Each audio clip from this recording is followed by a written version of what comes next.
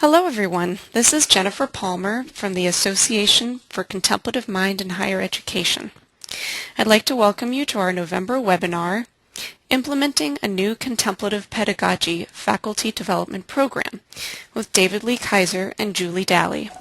David and Julie, along with Cheatham Talgar, the former director of the Research Academy for University Learning, were recipients of the 2013 Teaching and Learning Center grant, a new grant program made possible by the Center for Contemplative Mind and Society and the 1440 Foundation.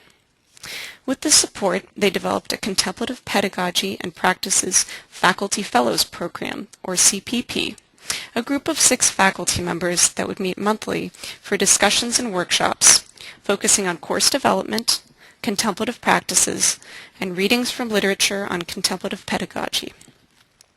The group hosted a speaker on their campus, conducted a panel session at the 4th Annual University Teaching and Learning Showcase, and developed a Contemplative Pedagogy and Practice Virtual Toolbox, an online collection of essays, practices, and other tools submitted by members of the CPP group. I'd now like to welcome David and Julie, who will share more insights with us about creating contemplative pedagogy faculty development programs. Thank you, David and Julie. Thank you, Jen, and thank you, Carrie. Okay, so since Jen already introduced us, I'm just going to let the listeners out there know that I'm Julie Dalley. I'm really grateful to be here today, and I'd like to welcome my colleague, David Keiser. Welcome all.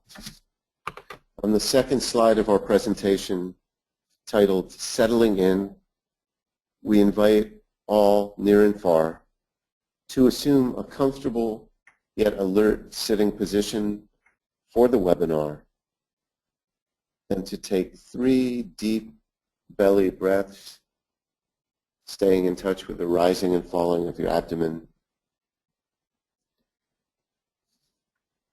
From this space of open awareness and presence, we will begin. I invite you all to set an intention for this webinar. Setting an intention is itself a contemplative practice, but we are most interested in why you are listening and what we can how we can help you by the end of this seminar. The slide in front of you provides 2 prompts, which will not be collected. Setting an intention. So what are your intentions for attending this webinar? Feel free to jot down notes that are salient to you.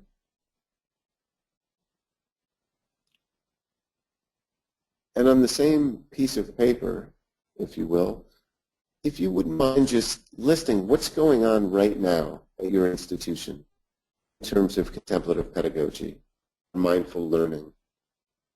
There may be centers already, particular programs or courses of study, 1-day or 1-week workshops, and many activities we are not aware of. Feel free to list those now.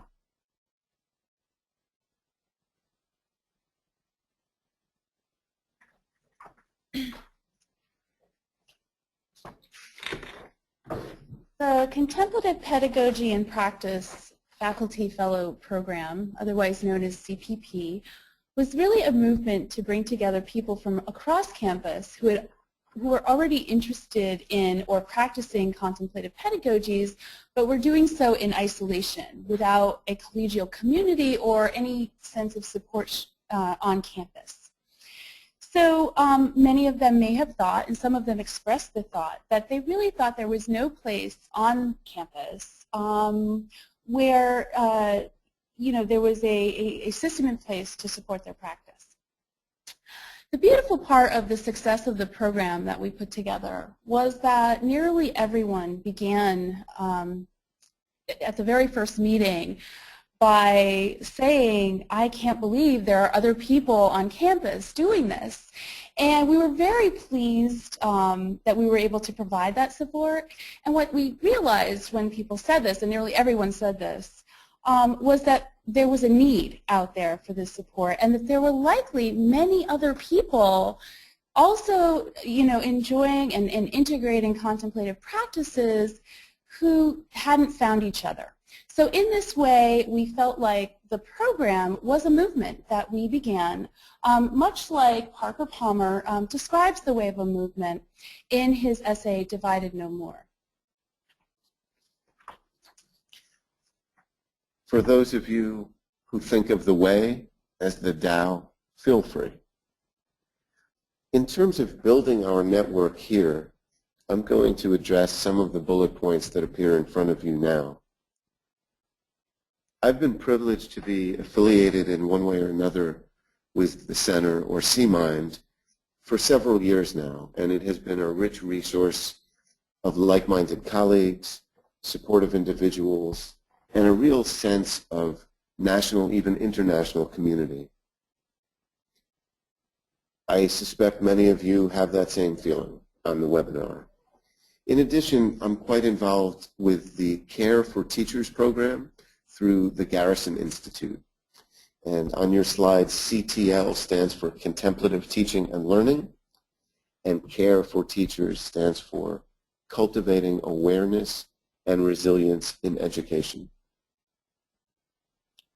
Other faculty members have attended workshops and teaching weeks with luminaries such as Thich Nhat Hanh, Parker Palmer, and others.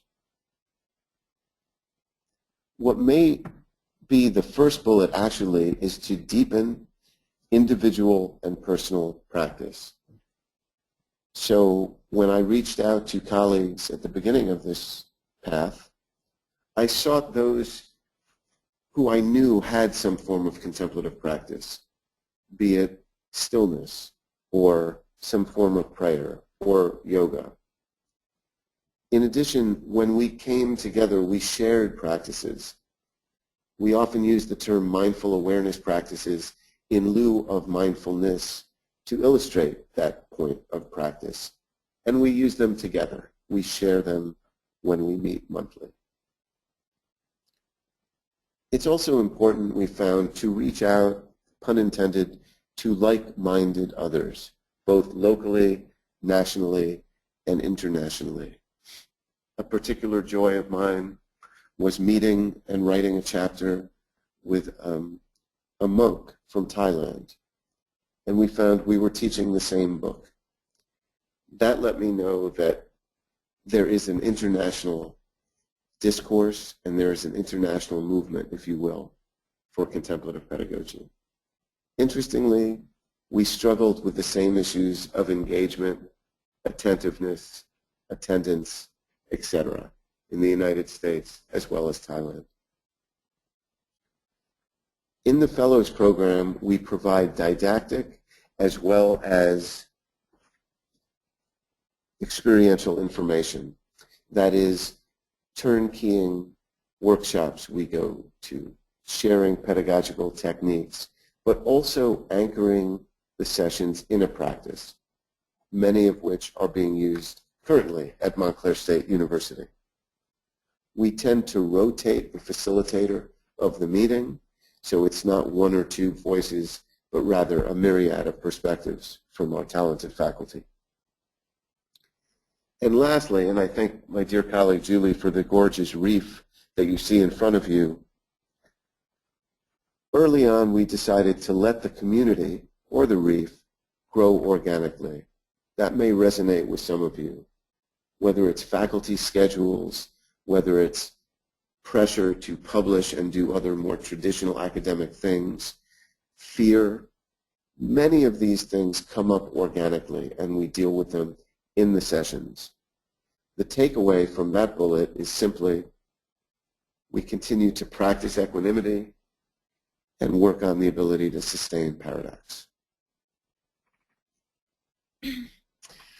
All right, so with the network that David had established simply by identifying colleagues and others that he met along the way with their affinity for mindful awareness practice, he eventually approached the Research Academy about 2.5 years ago, maybe 3 years ago, and asked us to sponsor a workshop on contemplative pedagogy.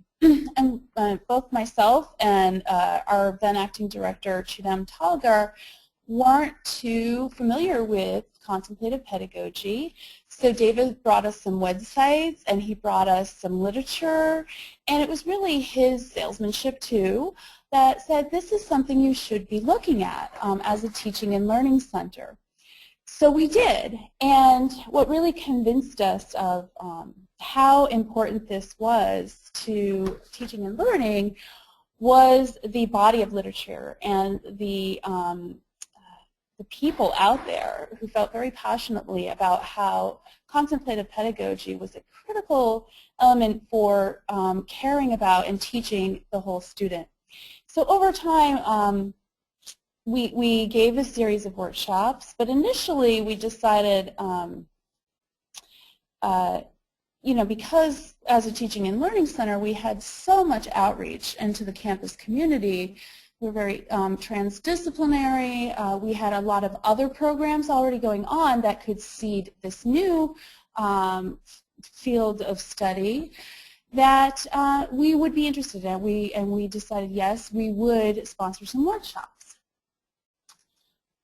So the first workshop we offered was based on, actually Dr. Talgar presented this workshop. It was based on Ellen Langer's book, The Power of Mindful Learning. And it was really a good place to start because it's very evidence-based, and Langer's work is quite well known in teaching and learning circles as well as in contemplative and mindfulness circles. So it had kind of that cross-disciplinary recognition. After that, we presented a workshop that David led on March 28, 2012. And again, we were able to, because of our unique ability as a teaching and learning center, to bring in faculty and interest them by positioning these workshops in such a way that we were able to pique the interest just by saying this is something new that we want you to look at and see if maybe it fits. So as David mentioned, of course, fit is a very important thing, and it's very important that this happen organically and that faculty feel comfortable. But for those who are already practicing or who showed an interest, this was a new way to expand and enhance their teaching and learning approaches. David facilitated a couple more workshops, and we tried to make them based on a little bit of reading, a little bit of discussion of what was happening at other institutions, and then just answering questions. So it was after these series of workshops that we decided it was time to begin an actual faculty development program, which I gave an extremely long title to, but CPP works in the shorthand. And we modeled it on an existing program that we had. So I think one key suggestion I would give to our listeners is when you approach a teaching and learning center, they probably already have programs that might be well able to be adjusted to a program that is concentrated on contemplative pedagogy, but that generally the structure for faculty development and workshop and events is already there in the teaching and learning center. So it's not a huge stretch. It's actually what we're built to do to approach and generate an interest within a teaching and learning center. So the program we modeled the CPP on was called the Engaged Teaching Fellows Program. And in that program, faculty met once a month, usually dinner meetings, for about 3 hours at a time.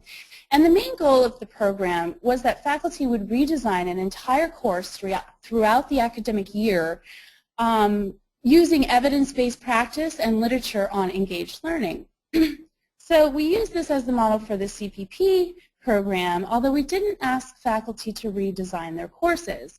But instead we asked them to develop a specific practice that they were either already using or that they were interested in developing and develop it throughout the program, and then present what they did at the end of the program in our annual Teaching and Learning University Showcase. And that is exactly what they did. And you'll see on the screen in front of you that the website we have up there does display some of the work we did in that program last year for our pilot program. Actually, yeah, spring 2013, last academic year. All right. So, so one of the things that we felt was kind of necessarily important is, even though our program is very much in its infancy right now, we have been able to develop a lot of partnership with other programs on campus. So moving from just faculty into kind of the student realm was very important to us. So right now we have fellows in our program who are with diversity and equity and with the wellness programs here on campus. And we also have a representative from our Student Affairs Center, and she's a fellow this year. And she has introduced the idea of creating learning communities on campus next year in 2014, which will have incoming freshmen, will allow them the chance to join a learning community that's centered on contemplative pedagogy, and which would mean that they take a series of courses in their first academic year that all are taught using a contemplative approach. The benefit of having a learning community around this is that outside of class, they will have areas and opportunities to continue their practice through either retreats or walks, hikes, other events that will be centered on contemplative practice and pedagogies. Let's see.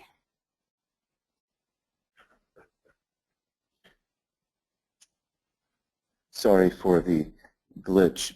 Before we continue, I invite you to look at the screen in front of you and the diverse array of groups that are represented.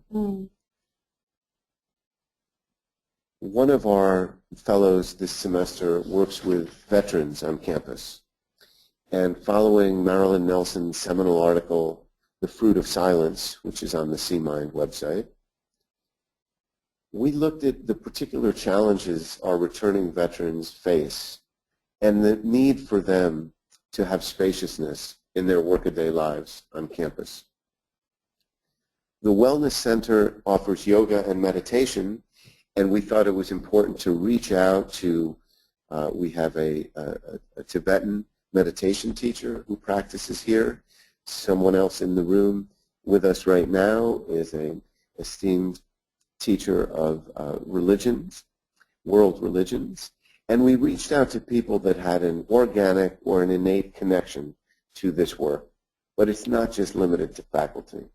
In the second bullet in front of you, terms that resonate: building relationships, mutually beneficial bonds, promoting each other, not terribly typically academic phrases, but in this work and in this movement, such collaboration is essential. Yes, and as well, as with any field of study, it's important to attend conferences and as many events as you can, local meditation sessions, if you're able to, and then to bring that work back to campus with you and help and share it with your colleagues. As you know, quite a good way to begin to develop this outreach to other programs and other people on campus. We invite you to return to yourself and to the intention you set 10, 12 minutes ago. Many of you know that checking in with intentions can be done over the course of a long day or longer. But for the purposes of this webinar, we invite you to reconsider your intentions. Since we have been speaking, one of us with a cold, has anything changed in terms of your intentions? While we look forward to attempting to answer some of your questions, even in this cyber-mediated space, it's important to take time and to take a moment to check in with yourself. We invite you to do that.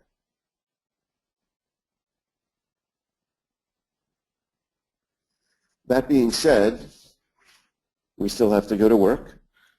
We still have to check in with our supervisors and students, and there are obstacles and challenges in the way. While we have our own here at Montclair State University, we blatantly assume that many of you are facing challenges that are either different than ours or are nuanced in ways that we don't understand. For you personally, in your setting, or your practice, but we're talking about university settings now, what obstacles or challenges are you facing now, or might you expect to in the future?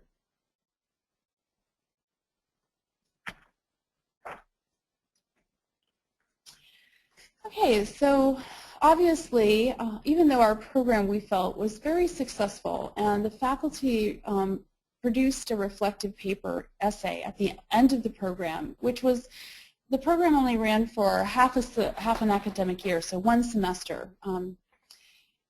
So it was rather short. The program we're running now is a full year program which runs for the entire academic year, so we have the benefit of a little bit more time to work with faculty.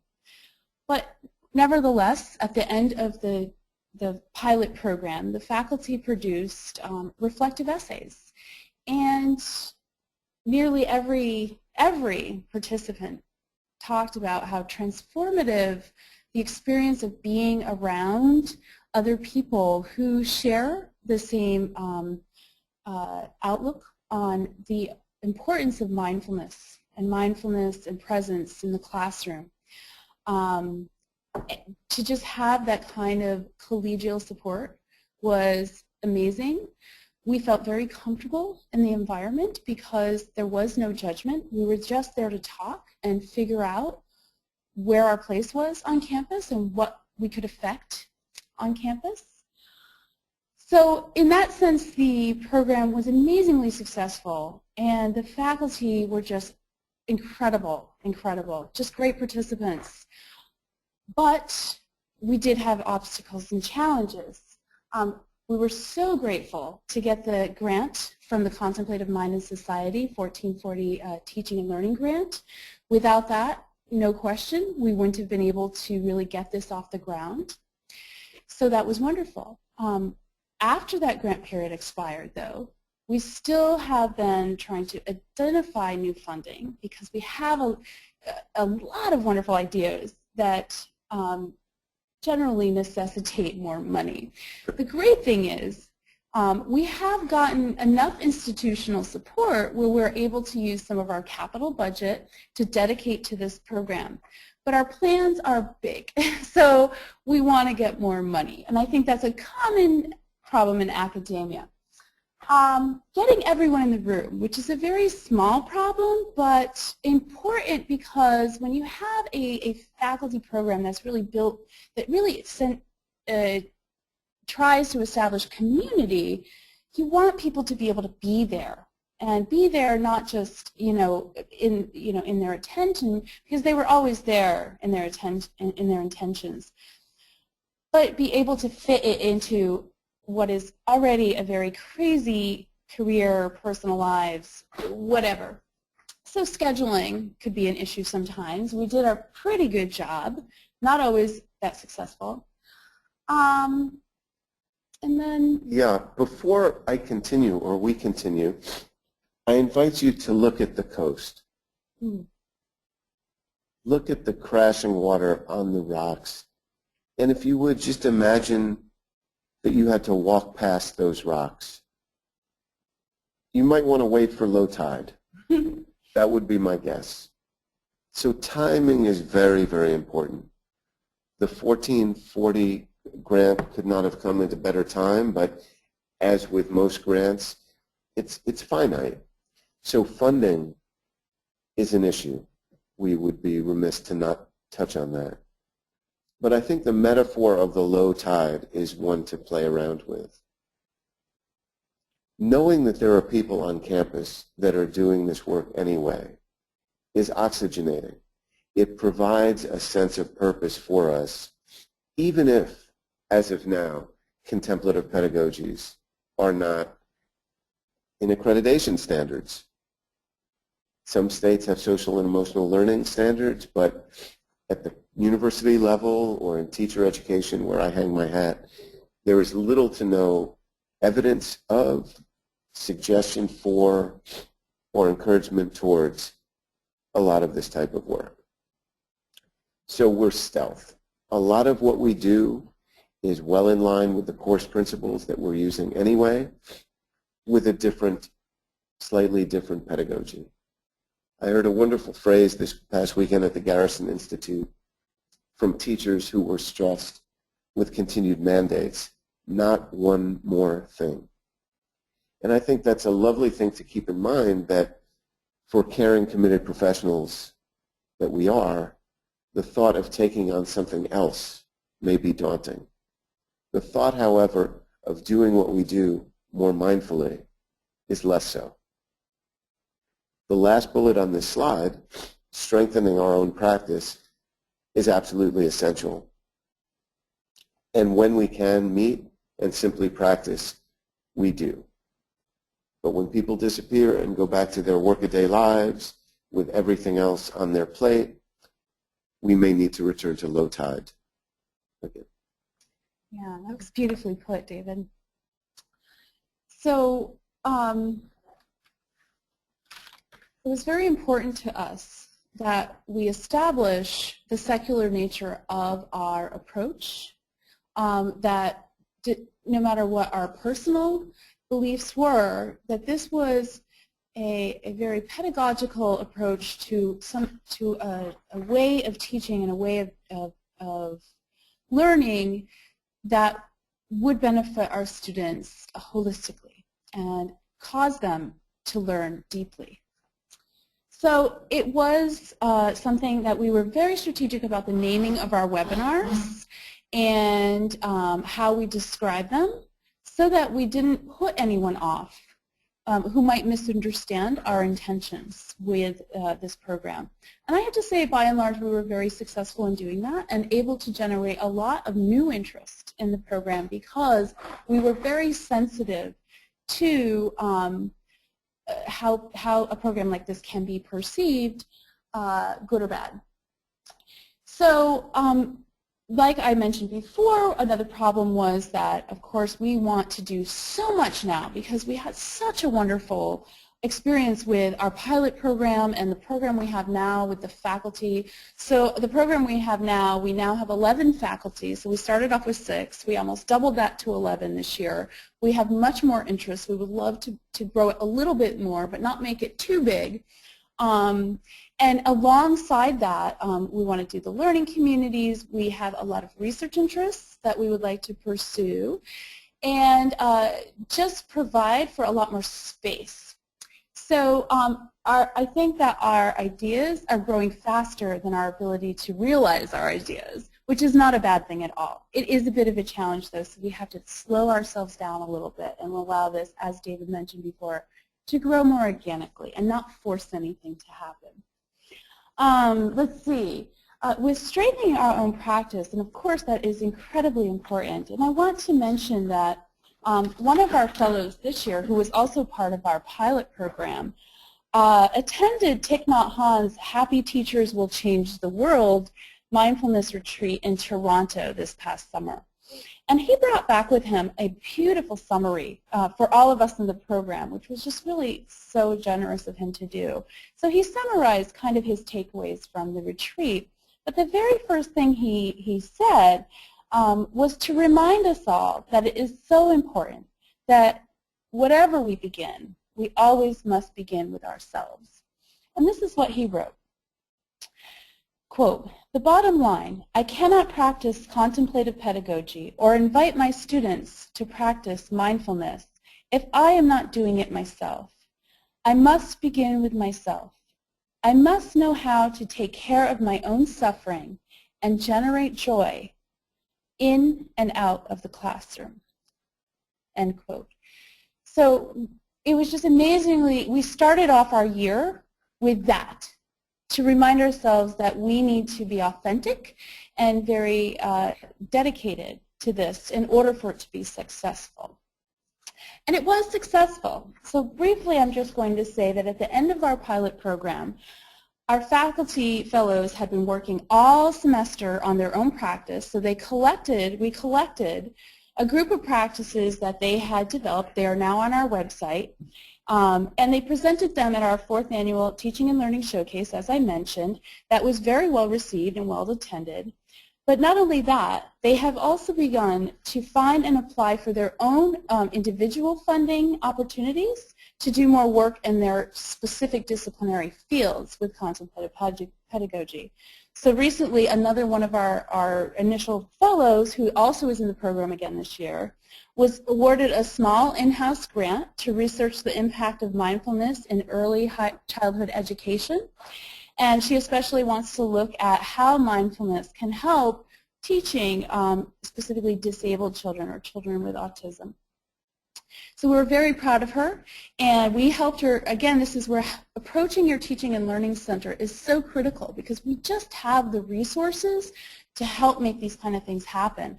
So our fellow approached me over the summer. She said, I'm trying to get this grant. Can you help me locate some literature in this field? And I did, and I helped her put it together. I helped her edit and revise the proposition.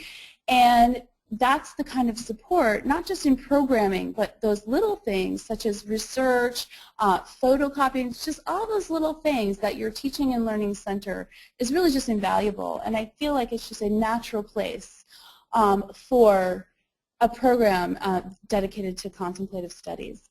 Okay. All right. Okay. So I again invite you to look at the slide. I thank Julie for the exquisite selection. Oh, yeah. And you see a home in the slide, or you should, that doesn't look particularly new.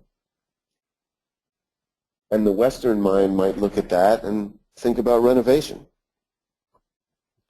We caution you against such quick judgment. And in this slide, I'm going to talk about both our next steps and why we continue to be a bit cautious. So in terms of research, we are playing with the idea of researching 2 sections of the same course. Within one section, specific contemplative practices will be given, say, every few weeks. We'll have pre- and post-examinations, but it won't be a study of mindfulness per se, but rather on deep learning. Does working with the mind, does providing certain spaciousness in class lead to deeper learning in students? So for our pilot, hopefully in the spring, we will begin to address that issue. But we are a secular public university, and research, as with most of you, has to go before, the review board or human subjects or IRB, which is fine. We believe in that. But it helps us be cautious. It helps us take baby steps and do it thoroughly. The second dash, a certificate program, is an interesting idea. The idea is to put 4 or 5 classes together, mainly at the graduate level, for customers, and I use that noun intentionally, to pay for. They want a certificate in contemplative pedagogy or mindful teaching, so they would take this sequence of courses. Because we're a public state university and every new program has to be market-driven, if you will, we need first to make sure that there is a populace, there is a need, there is a want for this certificate program. So while we're developing our internal practices, the work of the fellows, some of the things Julie's mentioned already, we're also looking towards something a bit more concrete in terms of a certificate program. It would be cross-disciplinary and applicable to all. The third dash, the contemplative pedagogy learning community, Julie mentioned before, so I'm not going to go into that too much, but I would like to cite the incredible work of Naropa University and others in setting a great precedent for creating contemplative learning communities. Mm-hmm. Some of the richness of Naropa has to do with the practices that have been with the university since it began. We are not that. So we need to be very careful about what we do and don't do in the classroom. The tree of contemplative practices, also on the C-Mind site, is of course a lovely scaffold for that. But as Julie mentioned before, the idea is we want to start with first-year students, those that have a need or a felt sense of going deeper, of wanting to be with other mindful students. We can create that community early on. And the last dash, the sustaining and expanding the CPP, that's dependent on funding but also interest and time among faculty. So with the core group we have now, we have a critical mass that can generate some buzz, can generate some interest, can share practices, come back every semester. With funding and a little bit more creative scheduling, we are looking to expand the faculty development program. Excuse me in advance. Okay. Sorry. So guess which one of us has the cold? Yeah. All right, so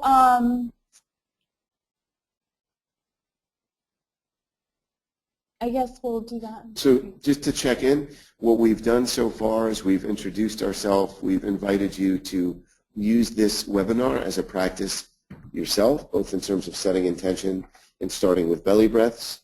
We've talked a little bit about our path. And now it's time for the last check-in with yourself of your intention. It may be that after listening to Julie and I for 40 minutes or whatever it has been, that your intention is just as salient and solid as it was. It may also be true that you heard something that changed your intention, or after listening to us mindfully, your intention has become more nuanced. Based on our presentation thus far, what steps will you take to begin realizing your intentions and overcoming any challenges? And if you still have the piece of paper you wrote on earlier, we invite you to jot down your notes right there. So our hope is that, above all, our presentation has left you with some more questions. And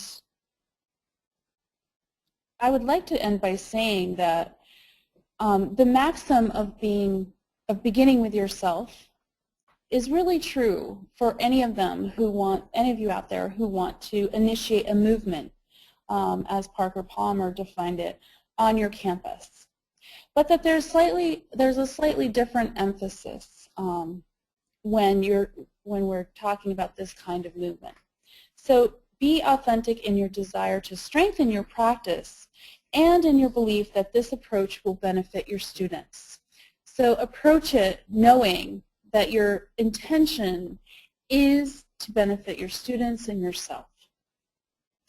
So few of us in the program were experts, other than David and Aditya Adhikar, but few of us in the program were experts or even knew what contemplative pedagogy was when we first started. And we still have a lot of work to do to make mindfulness a daily and even a moment-to-moment practice in our lives. But with the community we've built among the faculty members and across the campus so far, we were really transformed by the experience, and we witnessed an amazing transformation for the faculty and staff who joined us. This made all or any challenges and the lack of the funding we'd all love to have made it really incidental. We didn't care about that so much as the effect that we all just felt so supported. And it made our teaching better, it made ourselves better. And we really recommend that if you feel like this is something you want to try, we can't obviously present in the limited amount of time we have here everything that we would want to say about this. So approach your teaching and learning center. It's a great place to start. We have just a wonderful amount of resources available to faculty, sometimes often that you don't even realize that we have. And be sure to also be in touch with David or myself with any specific questions on your institution. But I think now, after we say our thank yous, we're going to try to address some of the major questions that came through on the log here. So as Julie's going to look at the questions first, I want to say thank you for those of you that are still with us listening. Mindful listening is a practice in and of itself, even if it's mediated through a speaker, and we thank you for that. A slight disclaimer, as flattering as it was to hear, I'm not an expert in anything. But what I've learned over the last maybe in comparison 7 to 10 years or so is that the more I work with my mind, the more present I am in teaching. Modulating my voice is one result. I'm a very hyper fellow, and practices and returning to the breath has enabled me to modulate my voice in a way that's much more effective than it was prior to this. So the disclaimer is, I'm no expert, but I do love teaching, and I have learned a lot not only from my students, but certainly working with C-Mind over the years. So, okay, so the research instruments, several people have asked about research instruments. That's an excellent question. For the pilot I referred to earlier, Julie, it's called the BIGS Teaching Inventory? Yes, it's the BIGS Revised Study Practice Questionnaire, SPQ, and it studies approaches to learning, either when students take a deep learning approach or a surface learning approach. I think there's some specific instruments, too, that they're looking at for contemplative pedagogies. Right. It really depends on what you want to know. You know, so first asking the question, because there's actually a lot of different research instruments out there, and surveys and questionnaires and interview forms. So it's helpful to first pose your question, and then again, your teaching and learning center should be able to point you, and also honestly, your psychology department knows just about every research instrument out there. So either your psychology department or your teaching and learning center should be able to help you identify an instrument depending on what it is you want to know. So on that, the work of Tish Jennings with the CARE program and the Pro-Social Classroom article, many, many instruments were used in that work, 5 facets of mindfulness, the Kentucky inventory. There are many. So it really depends on the purposes and, most importantly, what you're measuring. We're not yet going to measure mindfulness here. We're going to measure deep learning using instruments to get at that. I want to get at another question someone had about nomenclature, and is there a difference between contemplative pedagogy and mindfulness? Some of you may have seen an article in the New York Times 2 weeks ago, Mindfulness, the New Yoga, and it was about how the term has become so common that it's almost diluted. So in my teaching, I don't use the term mindfulness very often at all. If it's a practice, I call it a mindful awareness practice, but if we're talking about pedagogy, we use the terms contemplative pedagogy, or if you will, mindful teaching.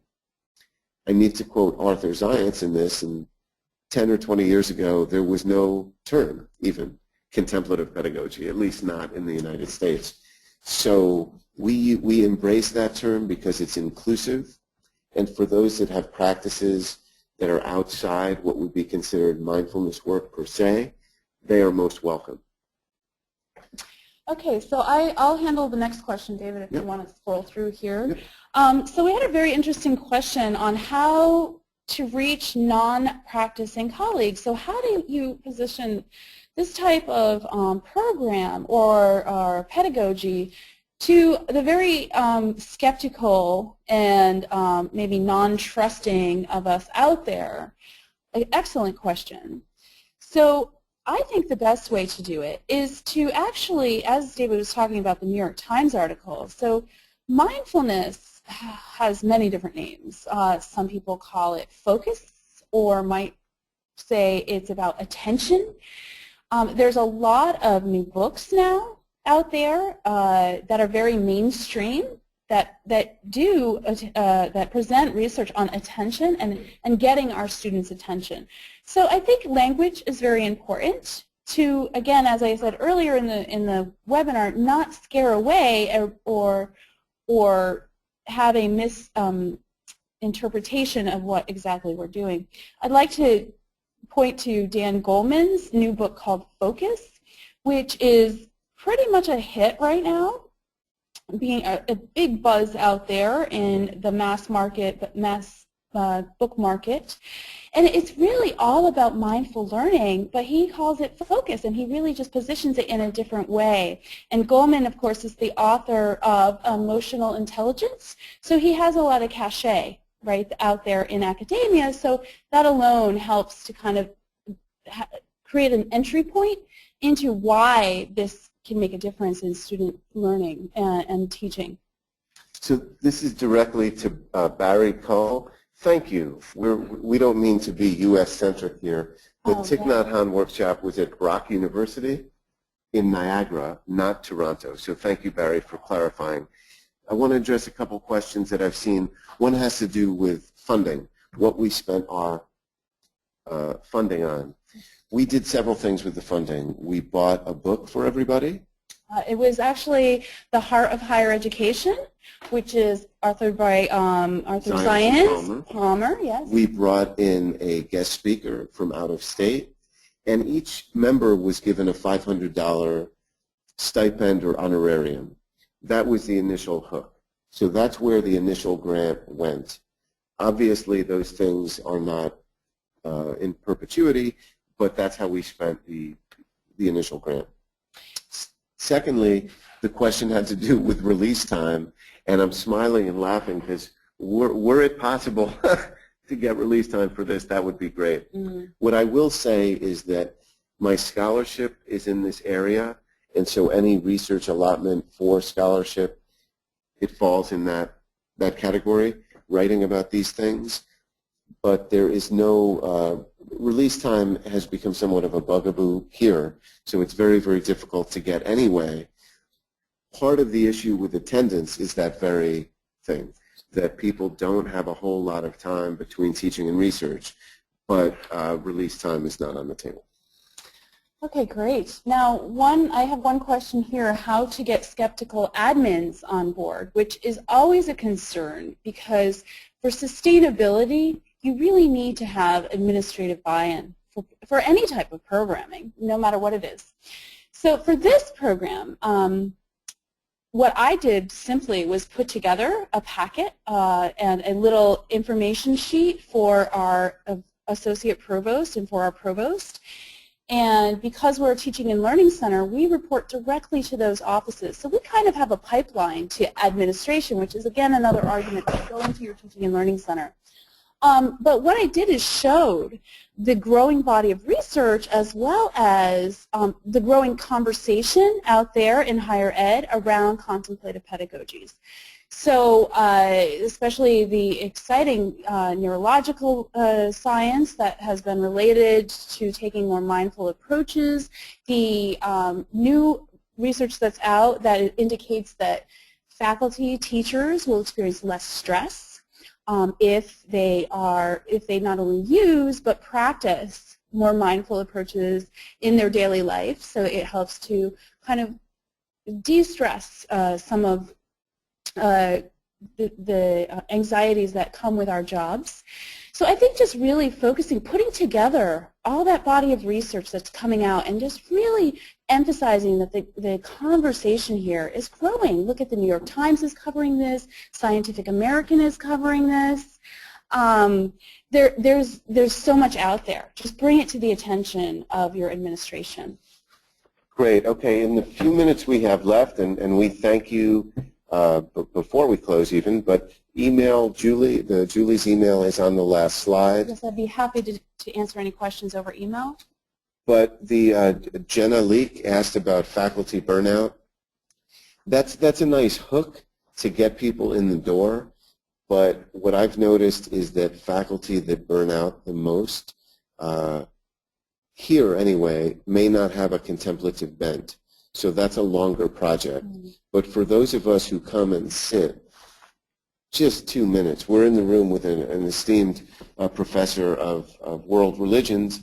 He sits for 5 at the beginning of every class, Mike Lees. And that modeling is de-stressing in and of itself. But the contemplative practices we do, it can help, but it is about getting off that hamster wheel. It is about using the tools of sustaining equanimity to get out of that sense of burnout. Let's see. Oh, Milton, on the small liberal arts campus, I'm both thrilled for you and a bit surprised. Within performing arts, I would check out the 5-college consortium, Amherst and UMass and all of them, because they actually have a whole contemplative piece. There's a dance teacher named Daphne, I forget her last name, but that's a very rich source, those five colleges in the Pioneer Valley. I think we have time for just maybe one more question. Oh, okay. Thank you. Thank you, Jen. I'd just like to say for faculty stress and burnout, that's always a concern of us at the Research Academy. We try to alleviate that through our programming. But as David mentioned, you really can't force someone to take up something that they don't have an inclination towards. It's very difficult. I don't know how you would address that. Okay, and the last question, and thank you, Jen, and thank you, Carrie, and thank you all the participants. This has been wonderful. Yeah. Martha's question, curious about the courses being considered for the certificate program. One would be reflective writing, one would be mindful movements, and the idea is they would count towards the course requirements. So we would need to take a scan of the campus, but essentially reflective writing is required. Contemplative movement or yoga for physical education students is required. Perhaps world religions. So we would want to be as general as possible so it could fulfill student requirements. And with that, we are out of time. We thank you all on behalf of Montclair State University, and we wish you a very, very mindful and restful rest of November.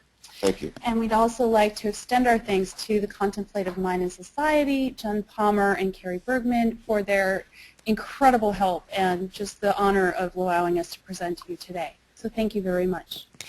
And thank you again, David and Julie, for taking the time to share your work with us and perhaps help others generate some ideas for how they can develop similar programs on their campuses.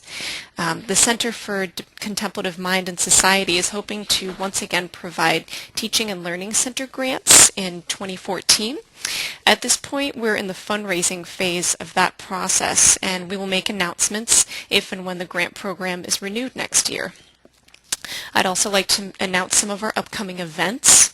On February 22nd, 2014, a contemplative retreat for educators will be taking place at Chapin Chapel at Amherst College in Amherst, Massachusetts, and will be led by Mirabai Bush. Our 10th annual summer session on contemplative pedagogy will be held August 3rd through 8th, 2014, and will take place at Smith College in Northampton, Massachusetts. So please check our website and your email inbox for announcements regarding registration for both of those events. And just to remind everyone, this webinar has been recorded and it will be available on the website soon if you'd like to share it with your colleagues. In a couple of weeks, we'll be releasing information about our next webinar, which will take place in January. Thank you all for joining us.